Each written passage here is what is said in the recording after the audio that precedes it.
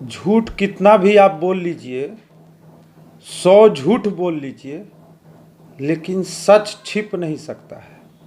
सच जो है सच ही रहेगा। 11 दिन पहले आप जो ड्राइवर का रोना रो रहे थे,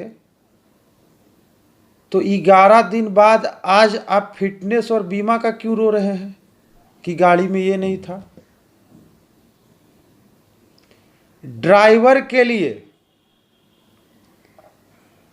आप डीएम साहब को लेटर लिख सकते हैं कि मेरे पास ड्राइवर नहीं है, वो भी छापा मराया था उसके ठीक 24 घंटा पहले।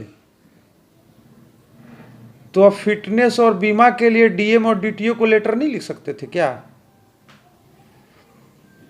जब प्रेस कॉन्फ्रेंस में आप लोगों को जब बता रहे थे, झूठ पर झूठ बोल रहे थे, तो आपने ये क्यों नहीं बताया कि एम्बुलेंस से बालू क्यों ढोवा रहा था? वो भी जनता सुनना चाह रही थी। ये क्यों नहीं बताया कि वो बालू कहां जा रहा था और किसका बालू ढोवा रहा था? और जैसी अभी आपातकाल स्थिति थी, एक एक आदमी एम्बुलेंस बिना तरस गया। 2-2, 3-3 किलोमीटर का भाड़ा 10-10 हजार, 15 हजार वसूला जा रहे थे। गरीब तो एम्बुलेंस के बारे में सोच नहीं सकते थे, क्योंकि पैसे वालों को ही बहुत मुश्किल से एम्बुलेंस मिल रहा था। और उस परिस्थिति में आप भारी मात्रा में एम्बुलेंस छिपा के रखते हैं,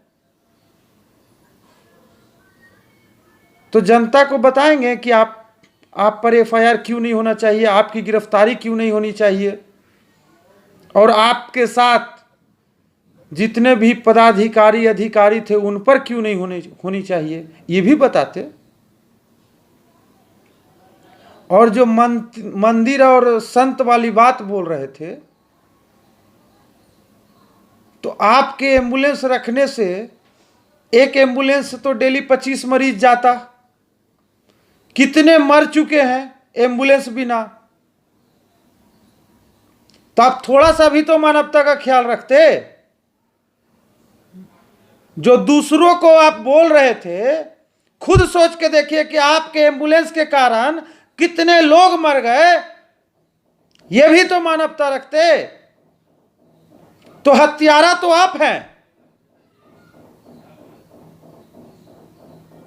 जब यहां ऑक्सीजन सिलेंडर 40,000 50,000 में बिक रहा था, मिल रहा था, गरीब सोच नहीं सकता था, एम्बुलेंस सोच नहीं सकता था। उस स्थिति में जहां दवाई की किल्लत थी, हॉस्पिटल की कमी थी, और उस स्थिति में आप एम्बुलेंस भारी मात्रा में छिपा के रखे। आप सोचिए कितना बड़ा अपराधी है। आपने अपने जनता का भी ख्याल नहीं रखा, घर का भी ख्याल नहीं रखा। आप तो दिल्ली एसी में अपना सोए हुए थे, जनता के बीच भी नहीं थे। और जैसी आपातकाल स्थिति थी, तो बीमा फिटनेस का कागज कौन खोज रहा था, ये तो बताइए। यहां तो किसी तरह से बस हॉस्पिटल पहुंचाना था, लोगों को मदद करना था। इसमें तो कोई एम्बुलेंस चलता तो मुझे नहीं लगता है कि कोई उसका पेपर भी खोजने आता कि इसका फिटनेस पेपर नहीं है, बीमा नहीं है। ये तो कर लेते। आप ये भी बताइए जनता को कि वो एमपी फंड से खरीदा हुआ था, तो कितने तारीख को खरीदा हुआ था, ताकि पता लगे फिटनेस बीमा है कि नहीं है। और जनता ये भी जानना चाहती है